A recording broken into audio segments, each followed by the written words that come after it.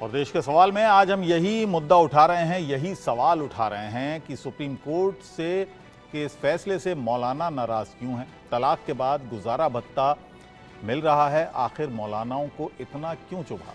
गुजारा भत्ता वाले फैसले पर शरीयत की बात मौलाना क्यों कर रहे हैं और देश संविधान से चलेगा या शरीयत से चलेगा, इन तमाम पहलुओं पर बात करेंगे। हमारे साथ खास मेहमान जुड़ गए हैं। ताहिरा हसन जी हमारे साथ जुड़ गई हैं, जानी मानी महिला कार्यकर्ता हैं, महिला एक्टिविस्ट हैं।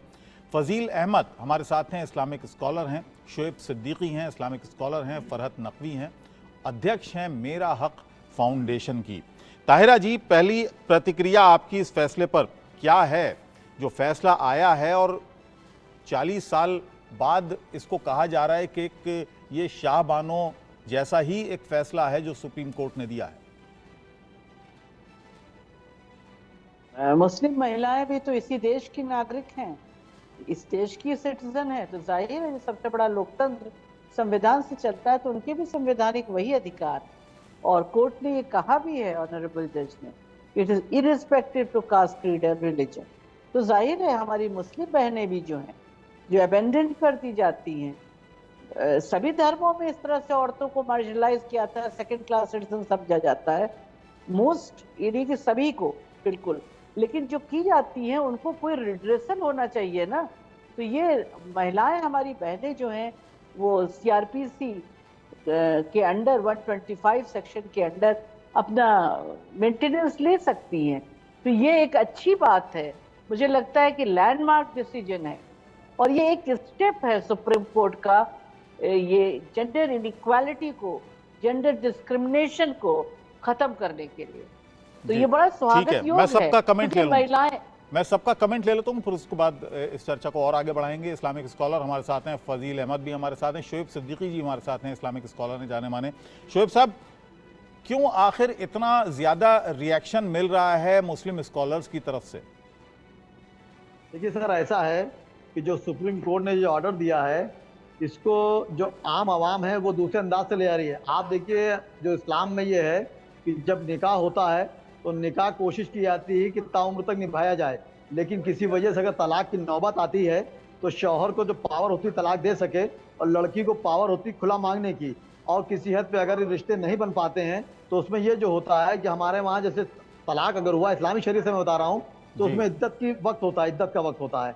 उसमें लड़की को जो मेंटेनेंस दिया जाता है, लड़का की तरफ दिया जाता है, उसकी शरीयत के हिसाब से दिया जाता है। कहीं समझौता होता है तो उससे ऊपर दे दिया जाता है, ये आपसी सुलझे में है। इसमें सुप्रीम कोर्ट ने कोई नई चीज नहीं रखी है, इसको अब समझ नहीं पा रहा है। उसके बाद लड़की आजाद होती है, जी चाहे वहां शादी करे, जी चाहे लड़का कहीं शादी करे। लेकिन जिससे सुप्रीम कोर्ट ने जो ऑर्डर दिया है उसको मंजर आम पर हमारे वहाँ जो बड़े बड़े आलिम हैं, दुनियावी और दीनी है, वो सही से एक्सप्लेन नहीं कर पा रहे हैं। और दूसरी बात देखिए, किसी भी मुल्क की हुकूमत को अख्तियार भी नहीं है कि किसी के मजहबी मामले में मुदाखलत करे। तो ये बात जो सामने आई है, इसके पसे पर्दा मामला सिर्फ मजहबी नहीं है ना, ये मामला जिंदगी से जुड़ा हुआ मामला है। आप कह रहे हैं कि इसको समझ नहीं पाए, किस तरह से नहीं समझ पाए? मैं खुद नहीं समझ पा रहा हूँ आपकी बात। देखिए, मेंटेनेंस वाली जो बात जहां तक आई है सर, नहीं, 3 महीने जो इद्दत का समय होता है उसमें तो शरीयत भी कहती है कि ये मेंटेनेंस शौहर को देना है, वो बच्चों का भी और बीवी का भी। मैं वही तो सर कह रहा हूँ कि जो हमारे वहाँ तलाक जब होता है, शौहर तलाक दे या बीवी खुला ले, मतलब ये दोनों अलग हो गए। उसमें जो इद्दत का वक्त होता है उसमें शौहर को अख्तियार नहीं है देने का या बीवी को लेने का, ऐसा नहीं है। शरीयत ये कह रही है कि इद्दत का जो खर्चा होता है वो आपको अपनी, जिसको तलाक दिया उसको देंगे, बच्चों को भी खर्चा देंगे। उसके बाद ये होता है कि उसके बाद जो वो इद्दत जब पूरी होती है तो औरत को अख्तियार है कि वो अपना शादी करे या ना करे। आप देखिए, एक चीज और आई है कि वो, और देखिए सुप्रीम कोर्ट ने एक चीज दी है सर। मेरी बात आ रही सर आपके पास? जी, आवाज पहुंची मेरी सर? जी बताइए।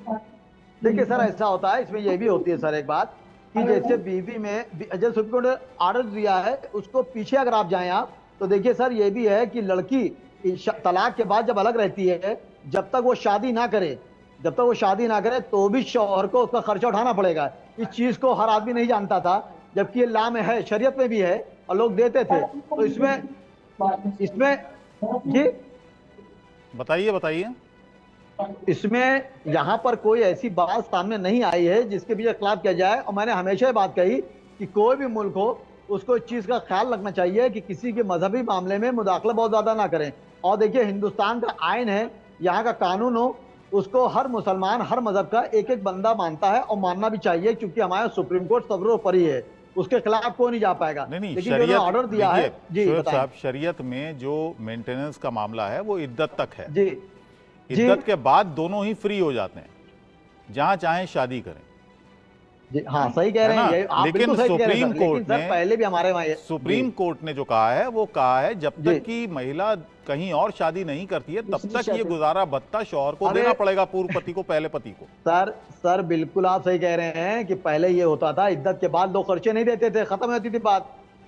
और बीवी या जो मतलब बीवी नहीं है वो घर में पड़ी रहती थी, परेशान लग रहती थी। ऐसा नहीं है, जब तक वो औरत किसी से शादी ना कर रही तो देना पड़ेगा। ये अगर आप पीछे आप जाएंगे, सुप्रीम कोर्ट ने वही चीज को दोहराया है, क्योंकि आम मुसलमान आम जनता इस बात को नहीं जानती है। और इसमें जो उन्होंने किया है वो ठीक है, लेकिन इसमें सर एक चीज ये भी निकल के आ रही है कि इसमें जैसे कुछ ख्वातीन जो है इसका नाजायज फायदा भी उठाएंगी। तो मेरी गुजारिश रहेगी कि इस तरह शरीयत को बदनाम न किया जाए, न इस तरह कदम उठाया जाए। जैसे भाई देखिए 3 ट्रिपल तलाक आया था, हर मुसलमान ने सर्वोपरि किया, उसको लब्बैक कहा, और आज आप देखिए तलाक की तादाद जो है डर के मारे कम हो गई है। हल्की की बात जो लोग तलाक दे देते थे अब वो लोग नहीं दे रहे हैं, डर रहे हैं कि मेरे ऊपर जुल्म ना हो जाए। तो उसमें कमी आई है, और इसका जो श्रेय जाता है वो हमारे प्रधानमंत्री मोदी जी को जाता है, इसमें कोई दो राय नहीं। उन्होंने सख्त फैसला लिया, लेकिन कोई मुसलमान इससे नाखुश नहीं, सब खुश हैं, क्योंकि उनके घर बचे हुए हैं। चलिए हमारे साथ अब जो आप ये बात, हमारे साथ और भी मेहमान हैं, उनसे भी जरा हम बात कर लें। शम्स शहराविश हमारे साथ जुड़ गई हैं, लॉयर हैं, और फरहत नकवी भी हमारे साथ हैं, प्रेसिडेंट हैं मेरा हक फाउंडेशन, और फाजिल अहमद भी हमारे साथ जुड़ गए हैं। शम्स शहराविश, आपका क्या मानना है, ये जो कानून, ये जो फैसला आया है सुप्रीम कोर्ट का, इस पर अलग अलग प्रतिक्रियाएं आ रही हैं, अलग अलग रिएक्शंस आ रहे हैं। बताया जा रहा है जो मुस्लिम स्कॉलर्स हैं हमारे साथ भी यहाँ पर बैठे हैं, वो कह रहे हैं कि साहब ये गैर शरई है, शरीयत में मदाखलत है अदालत की तरफ से, ये नहीं होनी चाहिए। आप क्या मानती हैं? मसला ये है कि इन लोगों को कभी समझ में नहीं आएगा कि औरतों का जो हक है वो उन लोगों को मिलना चाहिए।